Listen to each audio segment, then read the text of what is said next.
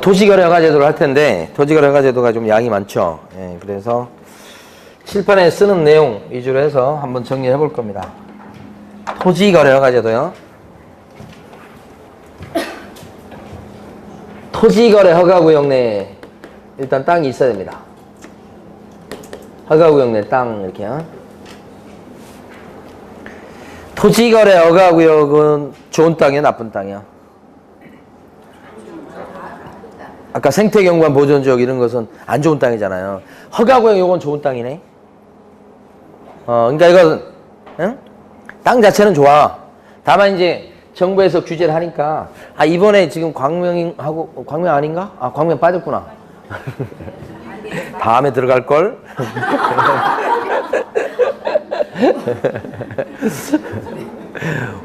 다음 예정지요. 근데 어쨌든간 아니 제가 아니 저기 제 아는 사람도 여기 갖고 있어. 여기 재건축 단지 거 갖고 있는데 어제 빠지니까 어젠가 그젠가 수요일 날 빠지니까 되게 좋아하더라고. 그래서 그랬죠. 제가 아직 끝난 게 아니라고. 자, 허가구역 내에 들어간 땅, 그러니까 예를 들어서 뭐 그린벨트에서 풀잖아요. 그러면 막 모두가 달라들겠죠. 이번에 신도시 뭐 지역으로 이렇게 지정하잖아요. 옛날에 한번 어디서 미리 세 가지고 문제가 됐었잖아요. 근데 이제 그런 지역에다가 만약에 내버려두면 막 투기적 거래가 많이 될 거 아니에요. 그래서 허가구역으로 딱 묶어버려. 그렇게 되면 이제 묶인 땅이 되는 거죠. 원래는 좋은 땅인데, 그 옛날에 이번에 신도시 발표를 하기 전에 안산에 누가 막 투자해보라고 그러더라고. 안산 어디가 될 거라고 막 해가지고. 근데 안 되긴 안 됐지. 거기 좀 투자하는 사람들 꽤 있는 것 같더라고요. 자, 허가구역 내 땅. 그 다음에 땅덩어리가 커야 돼. 기준 면적을 어떻게 해요? 초과. 이렇게? 덩어리가 커야 돼.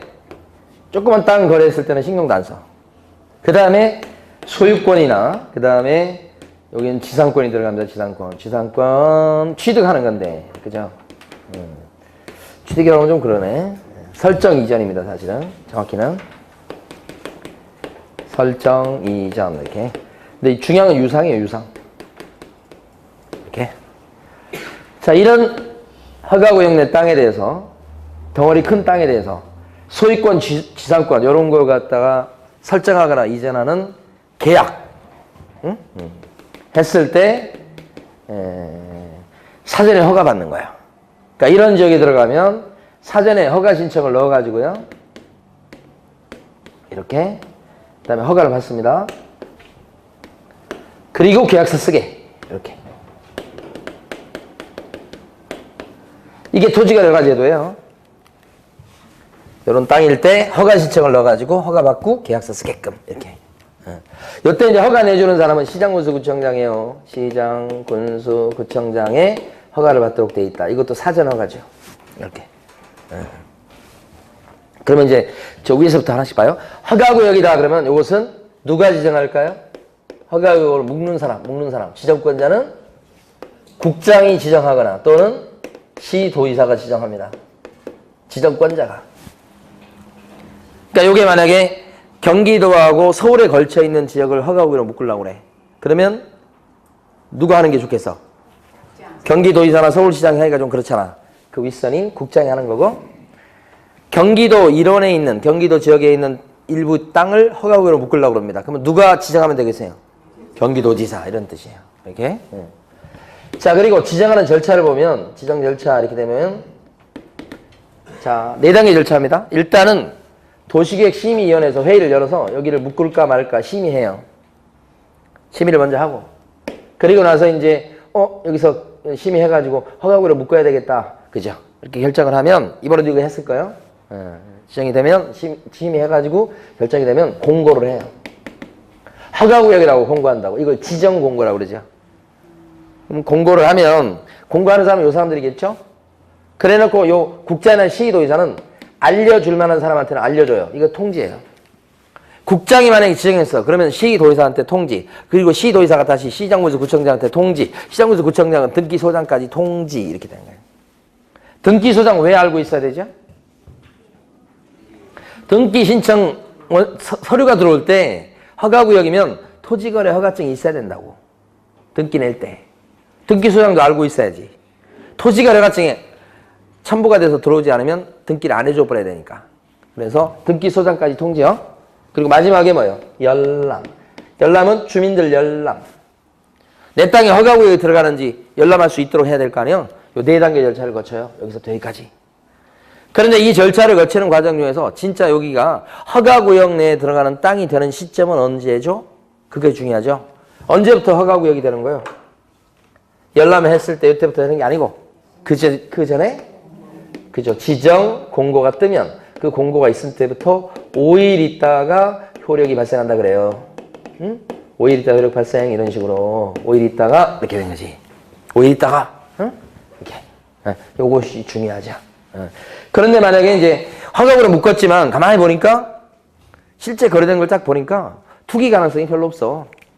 그렇게 되면 반대로 어떻게 해야 되겠어요? 풀어야 되겠죠. 푸는 걸 뭐라고 그래요? 푸는 것을 지정, 해제. 일부만 푸는 걸 뭐라고 그래요? 일부 축소 이렇게 불러요. 해제, 축소 이렇게 불러요. 이거 푸는 거, 반대로 이거 묶는 거 이렇게. 자, 그래서 우리는 지정하는 걸 본 거예요. 지정 절차까지. 그럼 허가구역에 들어가. 그런데 허가구역에 들어가는 땅이라고 해서 무조건 허가받는 게 아니고 땅덩어리가 커야 되는 거예요. 이게. 그죠? 그래서 중요한 것은 요 기준 면적이라고 하는 것을 꼭 여러분들이 기억을 해 주셔야 돼. 근데 이거 보면 크게 이제 자, 공법 시간에 배우실 때 도시지역과 비도시지역으로 나눠. 거기서는 이제 도시지역 말고 비도시지역 거는 뭐가 있어요? 관리지역도 있고 농림지역도 있고 그런 거 있잖아. 그게 비도시지역이요? 그러니까 도시지역하고 뭐 도관, 농자 뭐 그런 거 외우잖아요. 그런 거예요. 도시지역 중에 보면 요게 용도지역상 주거지역이 있고 상업지역이 있고 공업지역이 있고 그 다음에 녹지지역이 있지. 그죠? 주상, 공록 이렇게 하잖아 또. 이게 도시지역일 때는 이런 용도지역에 따라서 기준 면적이 좀 틀려. 주거지역일 때는 180제곱미터를 초과해야 돼. 주거지역일 때는. 그러니까 만약에 주거지역인데 면적이 150밖에 안 돼. 허가 안 맞는 거예요. 이거 180을 초과해야 돼. 주거지역인데 면적이 그 땅의 면적이 180이야. 허가 받아요, 안 받아요? 안 받습니다. 180까지. 넘어야 되니까. 넘어야 받는 거예요. 원칙적으로. 그 다음에 상업적일 때는요. 200제곱미터 초과예요. 이거 나중에 암기하셔야 돼요. 초과 이렇게 되는 거예요. 그 다음에 공업적일 때는 660제곱미터 뭐예요? 초과 이렇게 되지. 그 다음에 녹지적일 때는요. 100제곱미터 초과. 이렇게.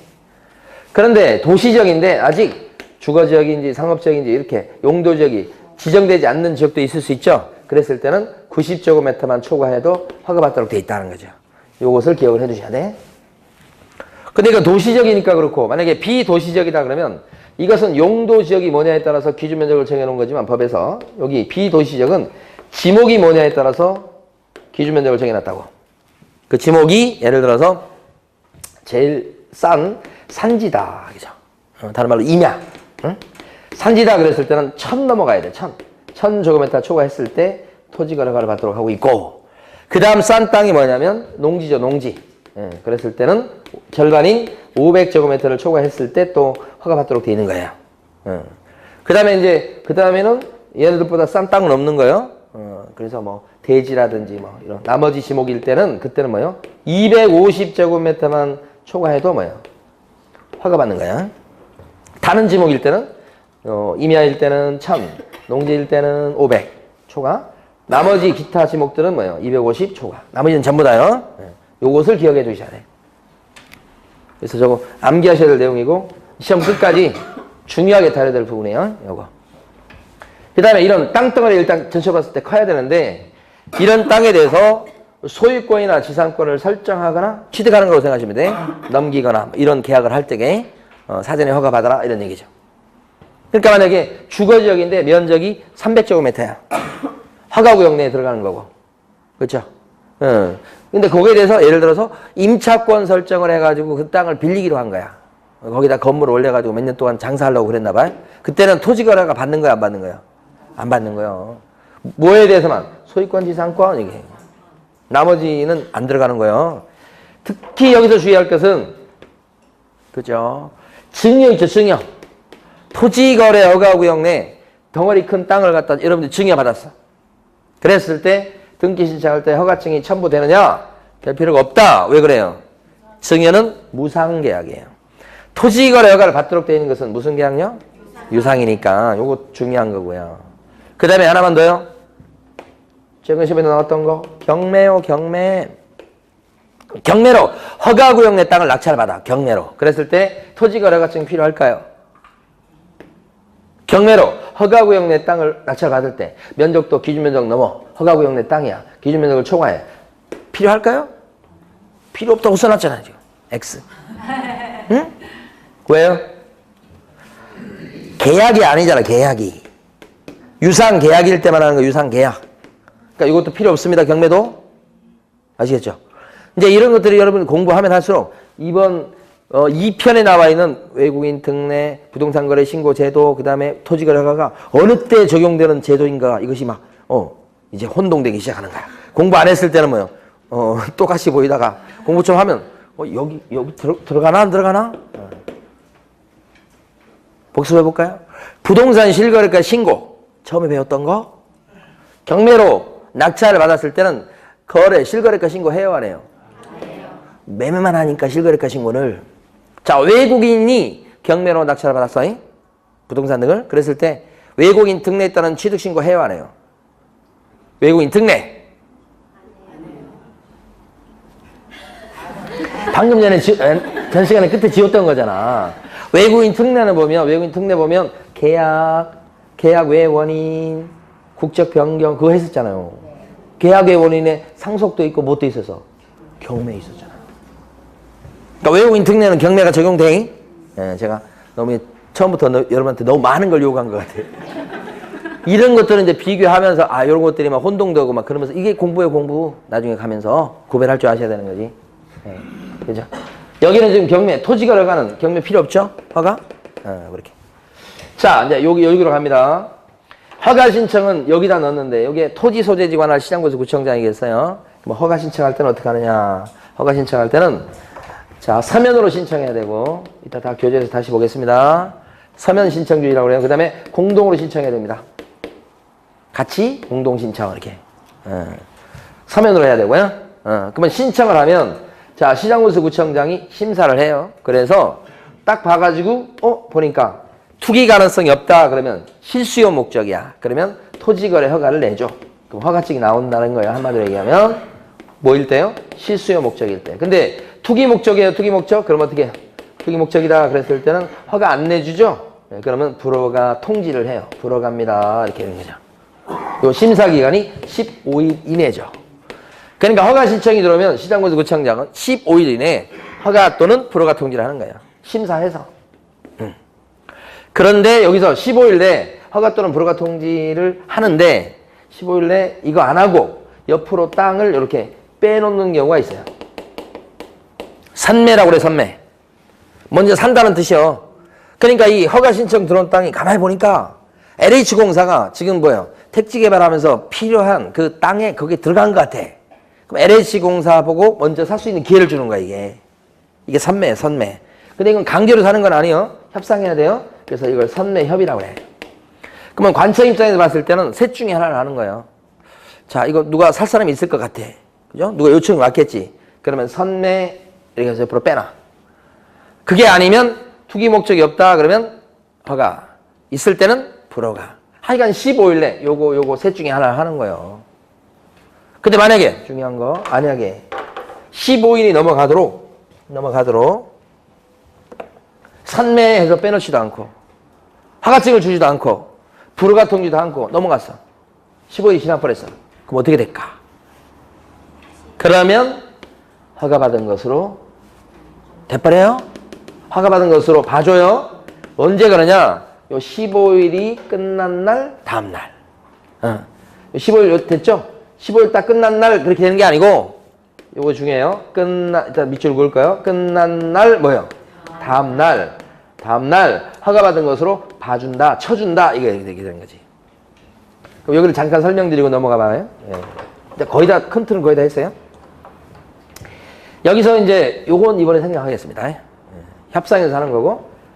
자, 만약에 요게 안 됐죠? 이게 협상한 게 이거 깨질 수도 있잖아. 그럼 다시 이렇게 돌아오는 겁니다. 예. 그러면 돌아와서 치수의 목적일 때는 허가증을 내주고, 이게 안 됐을 때 결렬되면 투기 목적이 없을 때는 허가를 내주고, 투기 목적이 있을 때는 허가 안 내주고 그렇게 되는 거예요. 되돌아와서. 예. 이제 요거 선매로 빼놓지 않았어. 그러면 요거 아니면 요건데 여기 허가 나갔어 이제 여기서. 그럼 어떻게 되느냐? 이건 허가 났으니까 일단 계약서 쓰겠죠. 예. 그래서 요거 이제 등기까지 납니다 지금. 등기까지 뭐 소유권 취득했겠죠 땅에 대해서. 그 땅 취득한 땅은 허가 신청하면서 우리는 이런 목적으로 쓸 거예요. 여기 농사 질 거예요. 여기다 집 질 거예요. 이런 식으로 허가 신청하면서 그 땅의 사용 목적을 적어서 내는데 그 목적대로 써야 돼. 그걸 뭐라고 그러냐면 이용 의무라고 그래. 사용 의무 또는 이용 의무. 뭐대로 이용하죠? 허가 받은 대로 이용할 의무가 생기는 거예요. 허가 내주면. 허가는 농사 짓겠다고 해놓고는 나중에 거기다 농사 안 짓고 다른 거 하면 안 되잖아요. 그렇죠? 그 허가 신청한 그 목적의 그걸 가지고 이 사람한테 허가 내줄지 말지를 결정하는 건데. 그래서 만약에 허가 받았죠? 그러면 허가 받은 대로 사용할 의무가 있다는 거죠. 그 이용 의무 기간이 시험에서 굉장히 중요해요.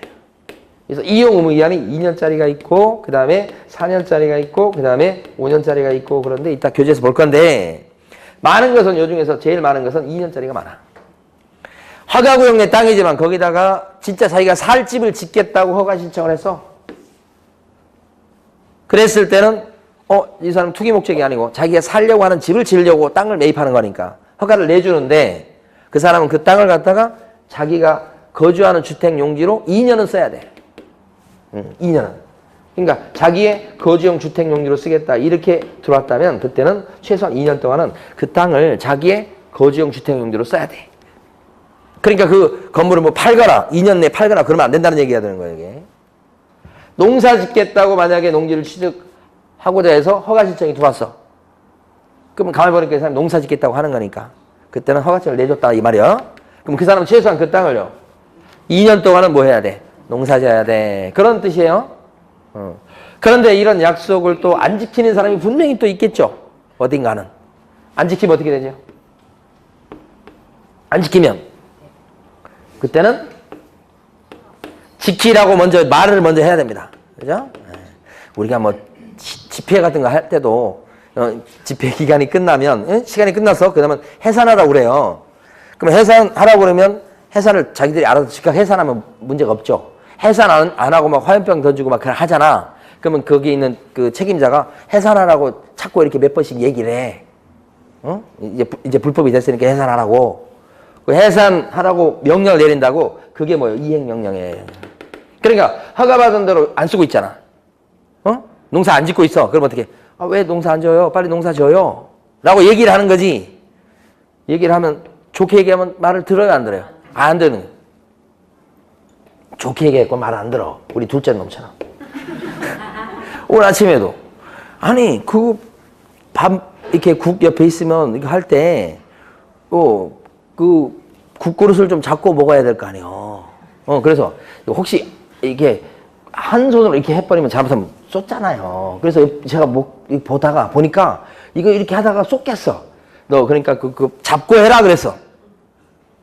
들은 채도 안 해요.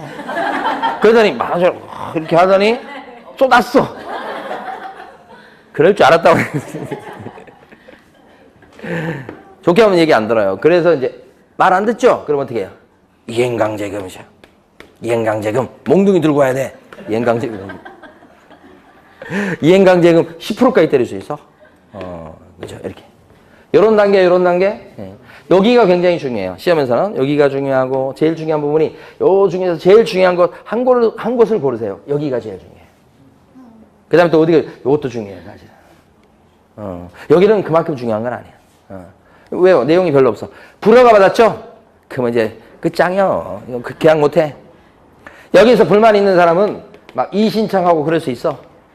시장군수구청장한테 안 들어줄 것이야. 해봐. 그렇죠? 그 다음에 또 한 가지 방법은 좋아 그러면 사라 이렇게 해놓을 수 있거든. 거래 못하게 했잖아 지금. 거래를 못하게 만들었잖아. 그러면 좋아 그러면 사 땅 그렇게 할 수 있어. 이게 구제 수단이에요. 이렇게 불허가 통지를 받으면. 그런데 여기 기가 막힌 건 매수 청구할 때 이때 청구 들어가면 사줘야 돼. 시장공사구청장이 사주는데 그게요 공시지가 기준이에요. 누가 매수 청구하겠어? 헐값에 사라고? 잘 안 할 거거든. 그러니까 이것은 현실성이 떨어지고 이건 해도 뭐예요? 안 받아주고 그러죠. 근데 이제 제도는 있어. 하여간. 이렇게. 자, 그리고 이제 허가 받았다고 쳐봐요. 그러면 그 다음에 뭐예요? 계약서 쓰겠죠? 등기 치겠죠? 이게 토지거래가 제도예요. 그런데 여러분 배운 것 중에 허가구역에 들어갔네? 이렇게 됐네? 그러면 허가 받고 계약서 쓰면 되겠네? 그러면 계약서 쓰기 전에 허가 신청을 집어넣겠네? 그러면 요 기다리는 기간이 최대한 15일 되는 거지? 그러면 허가 신청자를 집어넣고 허가 나오면 계약서 쓰려고 준비 중이야 지금 부동산 사장님이 여러분들이. 그러면 15일 동안에 마음이 바뀔까 안 바뀔까? 12번도 바뀔 거예요. 자고 일어나면 바뀌고 자고 일어나면 바뀌고 해가지고. 그래서 실제 여러분들 하실 때는 이걸 거꾸로 해요. 거꾸로. 허가구역 내에 들어가고 막 그래도 어떻게 해요? 계약서를 먼저 써. 주저앉혀 놓고 계약서를 써가지고 뭐야? 이 계약서 내용 중에 허가 신청하고 허가를 받으면 계약이 유효로 되는 걸. 만약 허가 못 받으면 계약금 돌려주는 걸로. 무효로 하고 계약금 돌려준다 하면서 계약서를 먼저 써놔야 되지. 그리고 나서 뭐예요? 허가 신청을 넣죠. 순서를 완전히 거꾸로 한다니까. 그래서 허가를 받죠. 허가 받으면 어떻게 되는 거야? 허가 받을 수도 있고 못 받을 수도 있고 그러잖아. 받으면 다시 계약서 쓸 필요가 없잖아. 소급하잖아. 소급. 그죠? 계약서 쓸 때부터 허가 받은 걸로 보는 거잖아 지금. 이런 거 공부하셨죠? 아직 안 했구나. 민법에서 공부하셔 이걸. 그죠? 허가 못 받으면 어떻게 되는 거야? 무효로 끝나버리는 거지. 이런 것을 이제 뭐라고 그러냐면 유동적 무효라고 들어보셨나요? 안 들어보셨어요? 아직. 그렇죠. 그러면 요런 계약을 여러분들 하신다고. 많이 한다고 이걸. 만약에 허가 못 받으면 계약은 무효로 하고 계약금은 돌려주기로 합니다. 이렇게 하는 거. 그럼 요때 허가 신청을 하고 허가 받기 전에 요 계약은 효력이 있을까 없을까? 허가 신청하기 전에 허가 받기 전에 요런 계약은 효력이 있을까 없을까? 완전히 있는 것도 아니고 완전히 없는 것도 아니고 그렇게 아주 요상한 거예요. 이걸 뭐라고 불러? 유동적 무효라고 부르는 거예요. 무효인데 완전한 무효가 아니에요. 그렇죠? 무효로 될지 유효로 될지 왔다 갔다 한다 이 말이에요. 그러니까 유동적 무효라고 불러 이거에. 말 좀 어려울 수 있어요. 그러니까 확정 무효하고 틀리지. 왔다 갔다 하는 무효라고. 이걸 민법 시간에 배우시게 돼. 우리 중개 실무에도 이게 시험에 나올 수 있어요. 이게. 그래서 판례들이 많아. 그죠? 판례가 많다는 얘기는 뭐예요? 현장에서 이렇게 한단 말이에요, 대부분. 자, 교재를 정리해 보겠습니다. 교재는 일단은 263페이지요. 네모 2번. 토지거래 허가구역의 지정이라고 돼 있죠. 지정기간은 요 허가구역으로 묶는 것은 일단 길면 몇 년까지요? 5년까지 묶을 수 있죠? 5년 이내 이렇게 되죠. 길면 5년 이런 뜻이고. 가로 2번. 지정권자는 누구냐? 국토교통부 장관 아니면 누구야? 시도지사다. 그게 가로 2번이고요. 그 다음에 다음 페이지 가시면 가로 4번. 지정 절차가 나옵니다. 지정 절차. 4단계를 갖다 동그라미 쳐볼게요. 반가로 1번에서는 심의합니다. 도시계획심의위원회, 도시계획위원회에서 심의. 자, 반가로 2번에서는 뭐냐면 공고. 또 하나 더 있죠. 통지까지. 알려줄 만한 사람한테 다 알려주게 돼 있죠. 그 다음에 반가로 3번에서는 끝에 열람. 주민들 열람. 요 4단계 절차예요. 자, 근데 가로 5번의 제일 끝줄. 그죠? 지정은 제일 끝줄요. 허가구역의 지정 공고한 날부터 며칠 있다가 5일 있다가 효력이 발생되더라. 제일 끝줄. 공고한 때부터 며칠 있다가 5일. 그죠? 자, 넘어갑니다. 이제 267페이지. 허가권자는 시장군수구청장입니다. 그죠? 가로 2번 허가 대상 권리는 여러분 두 군데에다가 동그라미 치셔야 돼. 소유권하고 또 뭐요? 지상권. 자, 그 다음에 두째 줄 끝에 가시면 두째 줄 가운데 보시면 대가를 받고 이전하거나 설정하는 경우로 한정 이렇게 돼 있죠. 대가를 받고 요게 뭐냐면 유상이에요. 유상. 그 다음에 그 뒤에가 계약이죠. 그러니까 여러분들은 유상계약이다 이렇게 알아두시면 돼요. 유상계약이다. 소유권, 지상권, 유상계약 이렇게 기억하셔야 돼. 그래서 증여 빠지죠. 증여 빠지죠. 무상이어서 빠지는 거 증여. 그 다음에 경매 빠지죠. 경매는 계약이 아니어서 빠지죠. 이 두 가지 아니다. XX 두 개 적어 놓으시고 증여 X, 경매 X 이렇게 적어 놓으시고 자 밑에 있는 박스 있죠. 박스 별표 꾸준히 암기하셔야 됩니다. 아까 한 거죠. 박스 전체를 암기하셔야 된다고요. 자 넘어갑니다. 268페이지입니다. 268페이지 보면 허가 신청할 때는요. 네모 3번에 가로 1번 허가 신청서 제출이라고 되어 있죠. 자 그래서 첫째 줄 한번 볼게요. 허가를 받으려는 자는 그 허가 신청서에 신청서 나오죠. 서면 허가 신청서의 계약 내용과 토지 이용 계획, 자금 조달 계획 등을 적어서 시장군수구청장한테 제출해야 된다 이렇게 돼 있죠. 그렇잖아요. 근데 여기도 보니까 자금 조달 계획 이런 거 나오네요. 아까 부동산 거래 신고할 때는요. 투기과열지구내 3억 이상 주택일 때 그때 한해서만 자금 조달 계획 이런 거 냈었잖아요. 근데 토지거래 허가 신청할 때는 다 낸다고 보시면 돼. 금액이나 이런 관계없이 그런 뜻이고 이번에 올해 시험에 나왔던 게 뭐냐면 그 밑에 있는 박스 참고로 되어 있는 박스가 시험에 나온 거예요. 그럼 그 중에서요 뭐 일반적 상식적인 내용이에요. 근데 그 중에서 저기요 동그라미 5번 계약 예정 금액하고 7번 뭐가 있죠? 자금 조달계 그런 거 기억을 해 두실 필요가 있겠어요. 자 됐고요. 그 다음에 쭉 넘어가셔서 이제는 270페이지요. 270페이지 네모 5번 가시고 네모 5번 보시면 가로 1번 있고 넷째 줄까지 있어요. 그거 읽어보겠습니다. 밑줄 긋겠습니다. 이런 내용들이 중요합니다. 시장군수구청장은 허가신청서를 받으면 허가신청서니까 서면으로 한다는 얘기예요. 신청을 민원 처리에 관한 법률에 따른 처리기간 이게 며칠이라고요? 15일입니다. 하자 또는 불허가 처분을 하고 허가 또는 불허가 처분을 하고 신청한 사람에게 허가증을 발급하거나 불허가 처분 사유에 서면으로 알려줘야 된다. 불허가 통지한다는 뜻입니다. 며칠 내? 15일 내. 다만 15조에 따라 선매 협의 절차가 진행 중인 경우에는 위 기간 내에 15일요. 그 사실을 신청인에게 알려줘야 되겠다. 옆으로 빼놨죠? 선매죠, 선매? 그랬을 때는 어떻게 해요? 15일 내 그 신청인에게 또 알려주라 이거죠. 그러니까 가로 1번은 여기 허가 신청이 들어왔을 때 요거든지 요거입니다. 그거 얘기한 거예요, 지금. 전부 다 며칠 내요? 15일. 그런데 밑에 보시면 가로 2번.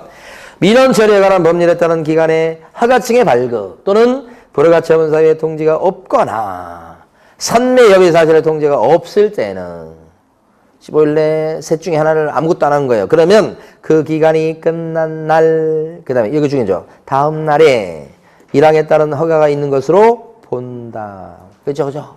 끝난 날이 아니고 끝난 날, 다음 날. 시험이니까 그런 거 물어보는 겁니다. 자, 그 다음에 오른쪽에 가시면 이신청과 매수신청이라고 돼 있죠. 매수신청 또는 매수청구라고 하기도 합니다. 매수청구. 오른쪽에. 요게 지금 칠판에 보면 요겁니다. 불허가 통지를 받았죠? 그럼 어떻게 할 수 있어요? 이신청할 수 있죠? 그 다음에 사라고 할 수 있죠? 이때는 강제로 사줘야 됩니다. 그 매수청구. 그죠? 매수신청이라고 돼 있는데 매수청구 이렇게 쓰기도 합니다. 자, 그 다음에 제목만 보시고 넘어갔고요. 넘어가셔서 이번에는 274페이지입니다. 거기 보면 토지 이용 의무에 관한 이용에 관한 의무 등이라고 돼 있죠. 이 부분입니다. 지금 허가 나왔죠? 그러면 뭐가 있어요? 허가 받은 대로 이용할 의무가 생기죠? 그래서 밑에 반가로 1번에 동그라미 1번 이용 의무라고 나와요. 그죠? 이용 의무 나왔죠? 근데 여기서 중요한 건 이용 의무기간이 중요해요. 밑에 있는 박스가 중요한 게 아니고 자, 오른쪽에 있는 박스가 중요합니다. 오른쪽 페이지 제일 위에 있는 박스. 벌써 출제가 됐었고요. 오른쪽 페이지 제일 위에 있는 박스. 그 중에서 보면 2년짜리가 있어요. 그래서 2년짜리를 보시는데, 자, 거기 어떤 거 있냐면, 기억본 보면, 자기의 거주용 주택이라고 돼 있죠. 그래서, 거주용 주택 용지로 이용할 목적으로 허가를 받았다. 그랬을 때는 그걸 2년 동안은 써먹어야 돼요. 그 목적대로. 그 다음에 니은문에 보면, 주민의 복지시설 또는 편익시설. 니은문에서는 복지시설, 편익시설, 이런 거. 이 글자가 오면 2년이에요. 자기 거주용 주택용지로 쓰는 건 아니지만 복지시설로 쓰려고 땅을 매입한 경우에요. 주민들을 위해서. 그랬을 때는 최소한 2년은 써야 된다. 동그라미 디귿번 농업 나오죠. 농업인이 농업을 하기 위해서 농업인이 농업 그때는 2년. 리을번도 축산업, 임업업 이렇게 세 가지 동그라미요. 그러니까 디귿번은 농업이 동그라미고 그 다음에 리을번은 축산업, 임업업 요 세 군데 동그라미요. 전부 다 이용 의무기간이 몇 년이에요? 2년. 대부분 다 2년이에요. 그 다음에 미음번은 이제 지금은 넘어가고요. 비읍번도 뭐 이번에 넘어가는 게 좋겠습니다. 나중에 설명드립니다. 공법 배우고 나서. 자, 그 다음에 반가로 3번에 보면 뭐라고 나오면 이행강제금 나왔죠? 그래서 자, 반가로 3번의 동그라미 1번. 시장군수 구청장은 토지의 이용 의무를 이행하지 아니한 자에 대해서는 상당한 기간을 정해서 토지 이용 의무를 이행하도록 명할 수 있다. 이게 뭐라고요? 이행명령이라고. 제목을 안 뽑아서 그렇죠. 이행명령이 먼저 떨어지고 그 다음에 동그라미 2번. 시장군수 구청장은 이행명령이 정해진 기간에 이행되지 아니했을 경우에는 토지 취득가액의 100분의 10 범위 안에서 대통령령으로 정하는 금액의 이행강제금을 부과합니다. 그죠? 이행명령을 먼저 내리고 그래도 이걸 안 들어먹었을 때 뭐예요? 이행강제금을 부과합니다. 취득가액의 10%까지 그런 얘기예요. 그 밑에 있는 박스도 별표해 주세요. 나중에 가면 암기하셔야 됩니다. 그 다음에 뒤에 가면 요 3번, 동그라미 3번부터 8번까지 쭉 있잖아요. 그죠? 요거 다 묶어서요. 별표해 두시고. 지금은 넘어갑니다, 일단은. 그런데 나중에 가면 중요하게 여러분 공부할 겁니다. 계속. 공부할 때마다 할 겁니다. 다음부터는 3번부터 8번까지 출제가 유력합니다. 자, 그 다음에 나머지는 넘어가도 되겠고요. 선매도 넘어가고요. 포상금도 넘어가겠습니다, 이것도. 선매는 포상금 제도는 아직 나온 적은 없어요. 그래서 이제 출제 가능성이 조금 이제 있어 보이는데, 이번에 공부할 때는 이제 넘어가겠고, 다음번에 공부할 때는 포상금도 하겠습니다만. 자, 중개 실무로 넘어갑니다. 여기가 지금 2편이 5문제가 출제되면, 아까 28문제에서 5문제 더하면 이제 32문제, 3문제, 그렇죠? 그러면 남은 게 중개 실무가 한 7문제 나와. 여기서. 그럼 중개 실무가 7문제 나오는데, 7문제가 3편이 중개 실무죠? 7문제인데, 나오는 부분이 거의 결정돼 있어요. 자, 여기서 한 7문제 정도 출제를 예상해 보고요. 자, 확실히 나오는 거. 여러분들이 민법 시간을 배우는 주택임대차 보호법이 확실히 나옵니다. 자, 민법실 배우시는 상가 건물 임대차 보호법이 확실히 나옵니다. 이렇게. 그 다음에 또 뭐가 나올까요? 그 다음에 경매가 또 확실히 나옵니다. 경매. 그 다음에 또 뭐가 있냐면 매수 신청 대리인이 나옵니다. 확실하게. 전부 다 이거 다음 주에 공부할 것들이에요. 끝부분에만 몰려 있어요. 이거. 전부 다 한 문제씩 보셔야 돼. 이렇게. 7문제는 벌써 끝났죠. 그 다음에 확인 설명서 있죠? 확인 설명서 작성 어떻게 하는지, 뭘 기재하는지 이런 것들이 있죠. 그래서 한 문제에서 2문제 정도 출제가 되는데 2문제쯤 보셔야 될 겁니다. 내용이 좀 많아요. 그 다음에 또 확실히 나오는 거. 분묘기지권하고요. 장사 등에 관한 법률이 나옵니다. 이렇게. 그러면 이것도 한 문제 확실히 나오니까 이거 합치면 몇 문제예요? 6문제에서 7문제예요. 거의 이거 나오는 거예요. 나오는 게 딱 정해져 있습니다. 근데 가만히 보면 이거 뒤에 몰려 있습니다. 전부 다. 그래서 앞쪽에 보시면 중개실무에서 앞쪽에 나와 있는 내용들은 별로 재미없는 내용들이 쭉 나와 있어요.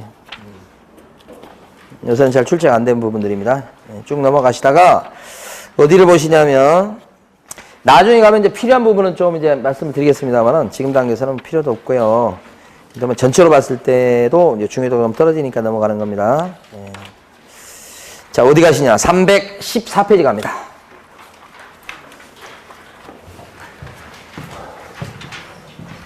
요번 주에 요거까지 하도록 하겠습니다. 분묘기득권하고 여기까지. 요거 나머지는 다음 주에 해야 되겠네요. 여기 분묘기득권이라고 나와 있습니다. 분묘가 뭔지 아시죠? 산소, 묘. 지금 묘가, 지금 보면 우리나라에 묘 같은 경우, 우리 기차 타고 가다 보면 옆에 막 묘 엄청 많죠? 요새는 제가 기차를 안 타봐서 잘 모르겠는데, 저희 어릴 적에 이렇게 한번 서울 구경 오고 막 그러잖아요. 그러면 맨날 보이는 거 뭐예요? 묘. 그죠? 그렇게 묘가 많아요. 근데 문제는 뭐냐면 이 묘가 자기 땅에다가 묘를 딱 써놨어. 이러면 뭐 그나마 그럴 수 있어. 예? 자기 아버님 돌아가셨는데 모셨어요. 보통 이제 임야에다가 이렇게 묘체를 쓰잖아요. 그런데 어떤 경우가 생기냐면 남의 땅인데 아버님이 돌아가시니까 B가 몰래 가서 묘를 써. 이렇게. 누가? B가. 어디에다가? 남의 땅에.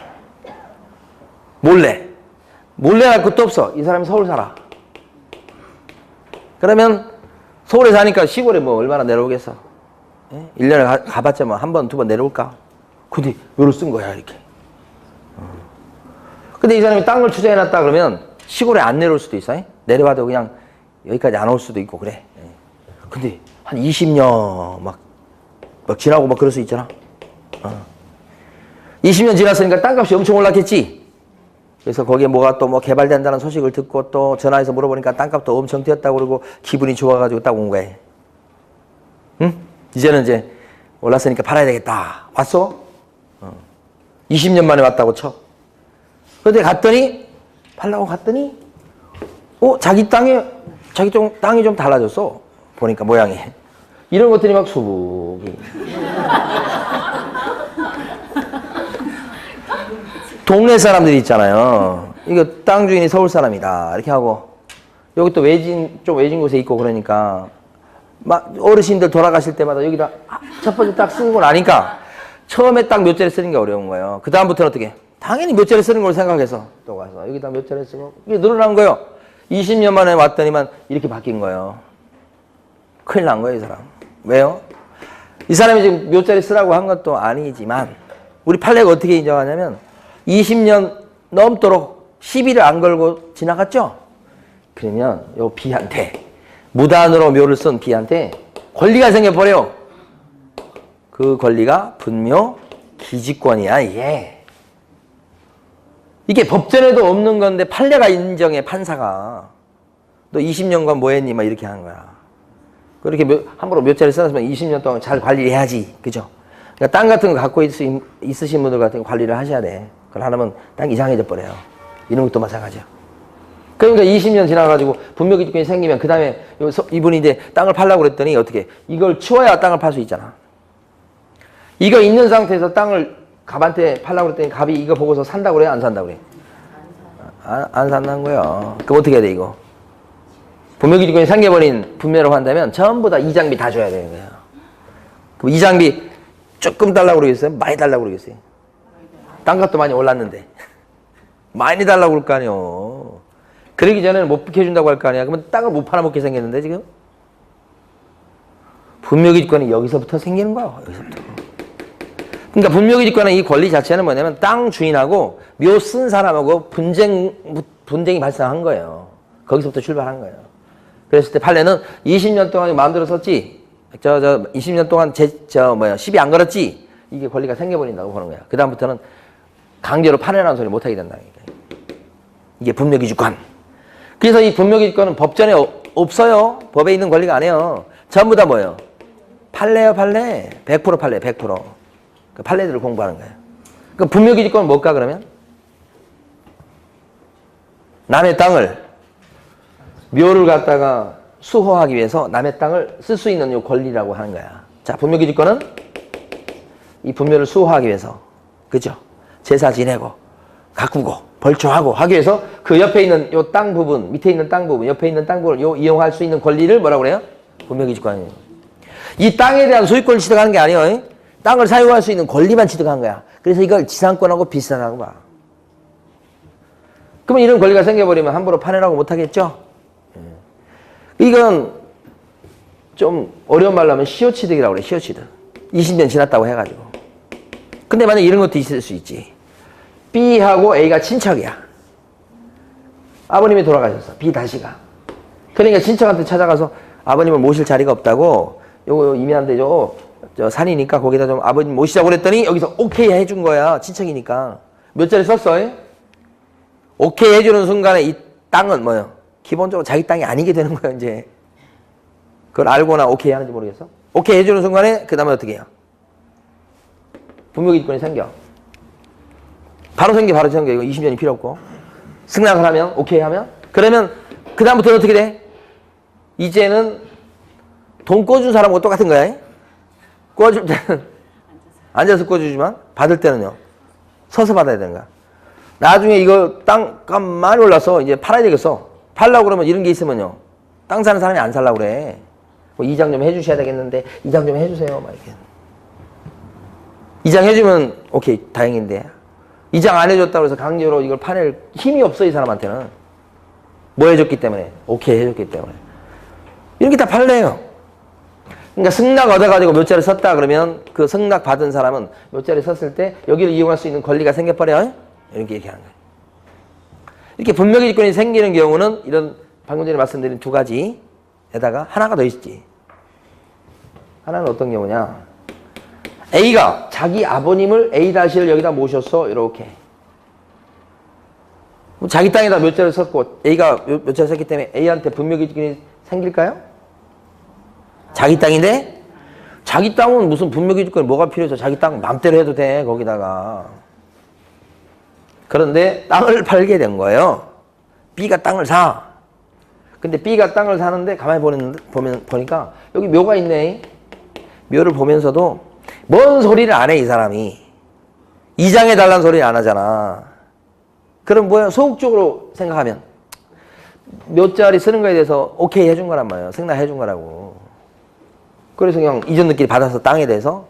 근데 이건 A 다시 아버님은 여기 그대로 모셔져 있지. 땅에 대한 등기가 넘어가는 순간에 A는 옛날 땅 주인은 이 묘에 대해서 드디어 뭐가 생겨 이제 분묘기지권이 생기지. 드디어. 그래버리면 그 다음부터 이제 B는 이거 함부로 파내라는 소리 못하고 이장비 줘야 돼. 이게 세 번째예요. 이장해달라는 요구 없이 땅을 매입하고 땅에 대한 등기가 넘어가는 순간에 옛날 자기 땅에 몇 자리 썼던 A한테 분묘기지권이 생긴다고. 그러니까 분묘기지권이 생기는 원인은 우리 판례는 요 세 가지를 들어요. 그럼 이러한 분묘기지권은 자 보세요. A가 자기 땅에 B가 와서 친척이라고 해서 몇 자리 씁시다 그랬더니 오케이 해준 거야. 그래서 B가 여기다가 아버님 B 다시를 모셨어. 이렇게. 그럼 B는요 분묘기지권이 생겼어요. 이렇게. B는 그런 상태인데 A가 이 땅을 갖다가 이 땅이 굉장히 넓으니까 요거 구석지에 있는 분묘는 뭐 그렇게 영향이 없어. 그래서 이 땅을 갖다가 A가 C한테 팔아. 그죠? 그럼 C는 이제 새로운 땅 주인이 되네. 그럼 이 사람은요, 새 땅 주인은 B한테 이제 주인이 바뀌었으니까 이거 이장하시오라고 요구할 수 있을까요? 그 요구했을 때 이 사람은 이걸 이장을 해야 될까요? C가 이거 소유권 취득하면 그때 B는 어떻게 되냐고. 분묘기지권을 계속 주장할 수 있을까? 이 사람한테. 아니면 이장해줘야 될까? 주인 바뀌었는데 이장해줘야 됩니까? 진짜 올해 처음 공부하는 거 맞네. 이 분묘기지권이 단순 채권이 아니고 물권적 성질을 띈다는 게 판례 입장이야. 물권은 뭐예요?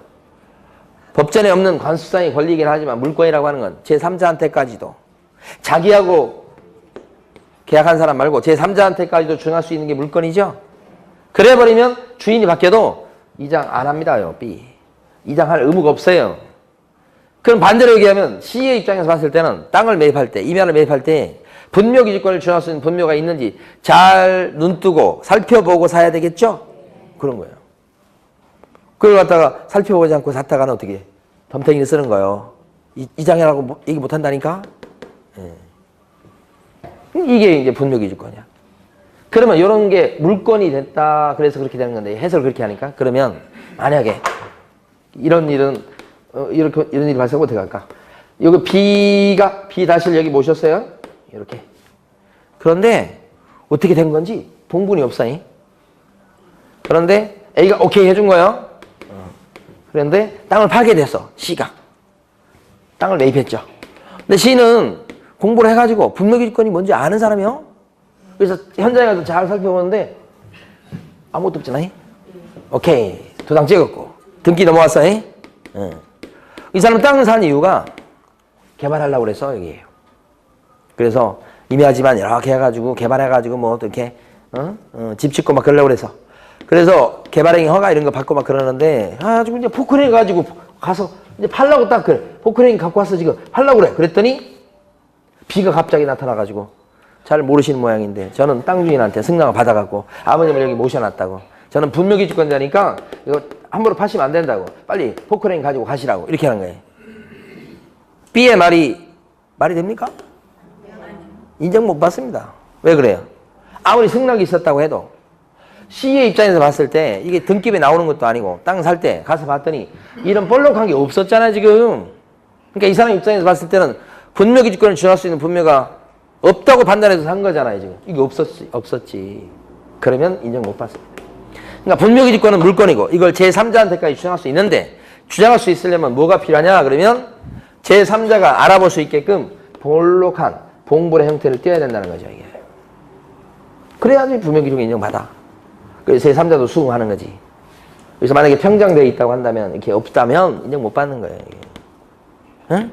만약에 이렇게 돼 있어요.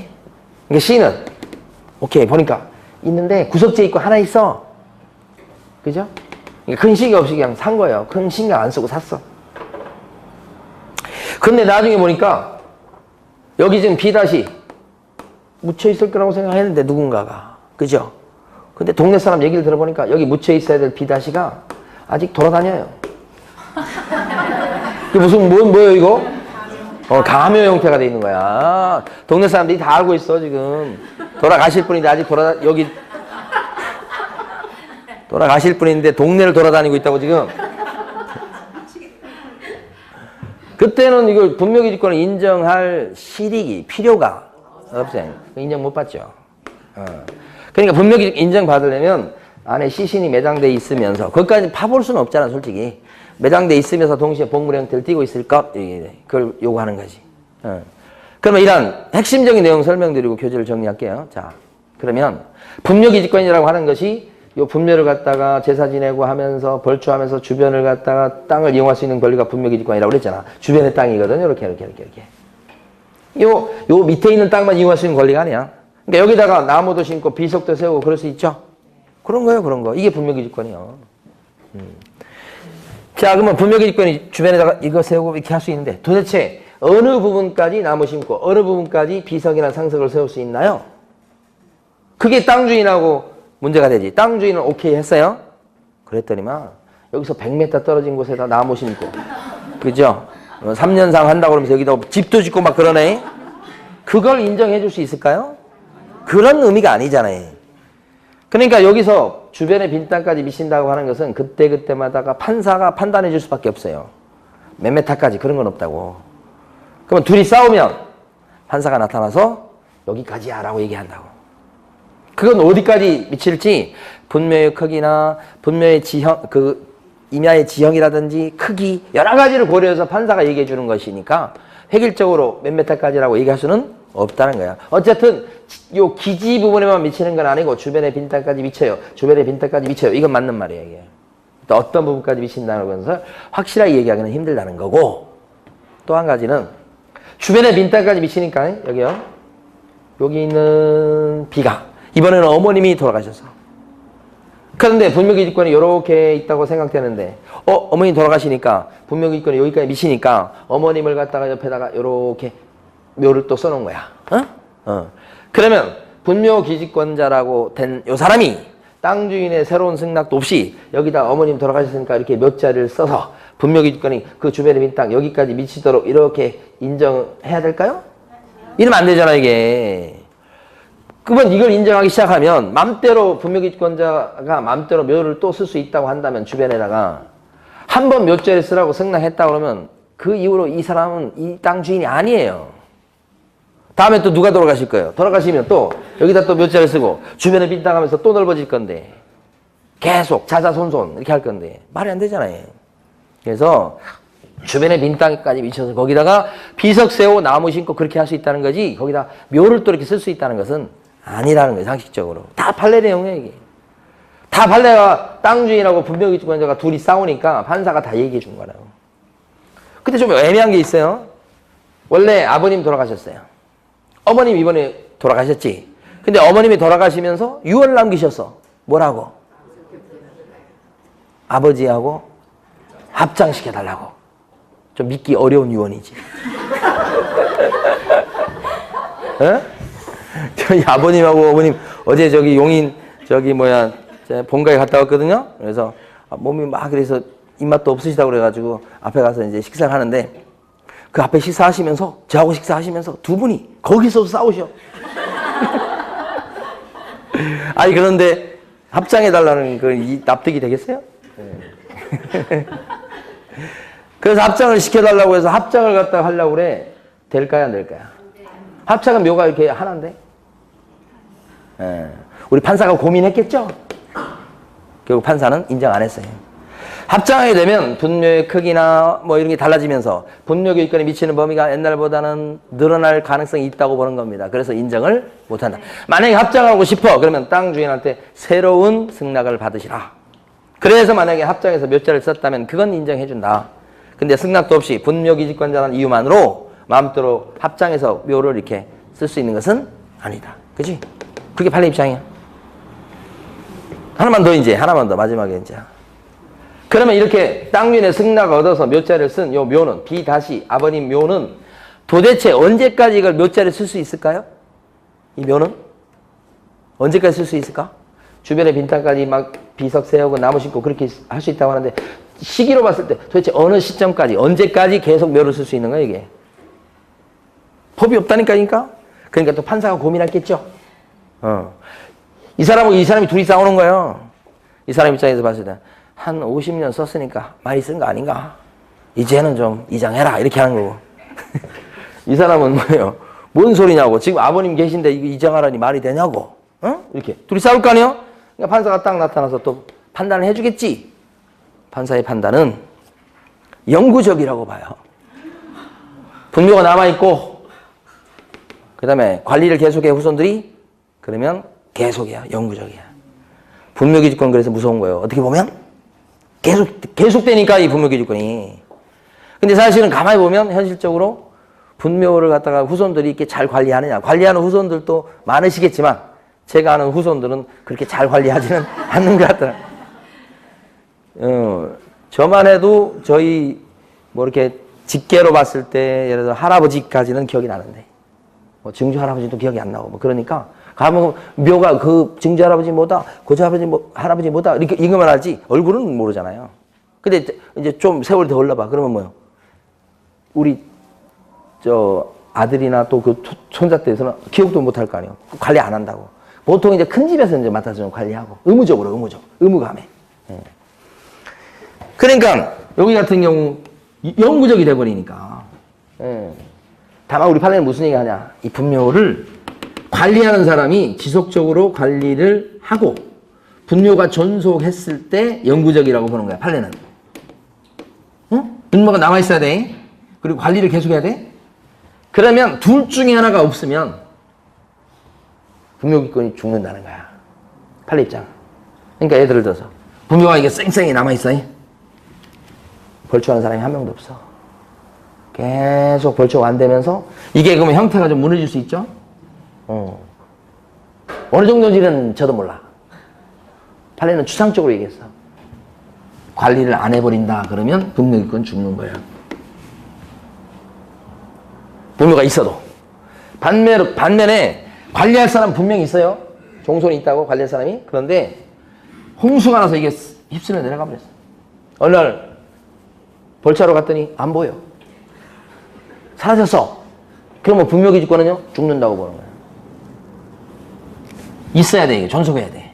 존속하고 있지 않다 그러면 죽어버려. 판례는 그렇게 판단하는 거예요. 그래서 자 교재를 한번 정리해 보겠습니다. 일단은 315페이지에서는 어디를 보시냐면 중간에 있는 파란 박스를 보시고, 그 파란 박스는 동그라미 A번, 승낙을 얻어서 몇 자리 쓴 걸 동그라미 A번에 쓰고 있어요.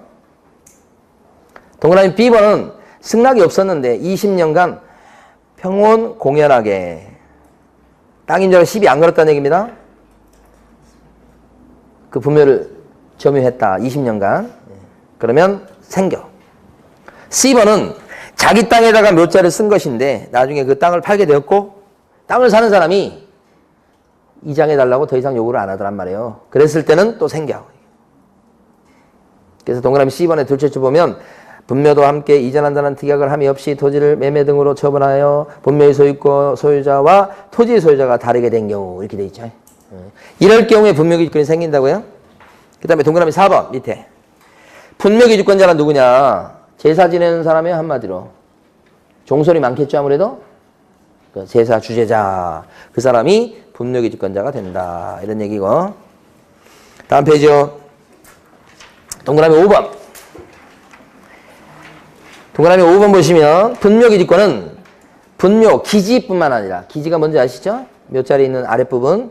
기지뿐만 아니라 분묘의 수호 및 제사에 필요한 범위 내에서 분묘기지 주위에 공지를 포함한 재개까지 미치는 것이고, 그런데 주변까지 미치는 건데 그때 그 확실한 범위는 모르겠다 이 말이에요. 구체적인 경우에 판사가 개별적으로 정할 것이다. 여기까지. 동그라미 6번. 존속기간이 하나 나왔습니다. 분묘기지권은 지상권하고 유사한 일종의 물권으로서, 물권이라고 그랬죠. 존속기간에 관해서 민법의 지상권에 관한 규정에 따를 것이 아니라, 조심하셔야 돼요. 지상권하고 유사한 것이지만 지상권 규정을 따르는 게 아니라고요. 당사 사이에 약정이 있는 등 특별한 사정이 있으면 그에 따를 것이고, 그러한 약정이 없을 경우에는 권리자가 분묘의 수호와 봉제사를 계속하죠. 관리를 계속하죠. 분묘가 존속하고 있는 동안은 분묘기지권은 어떻게 한다고요? 존속한다. 이 원칙적 내용 알아두시고. 자, 하나만 더요. 그러면 분묘기지권자는 이 땅에 대해서 남의 땅을 쓰는 건데, 승낙이 있었는데 땅을 쓰는 거에 대해서 땅세를 줄까요? 안 줄까요?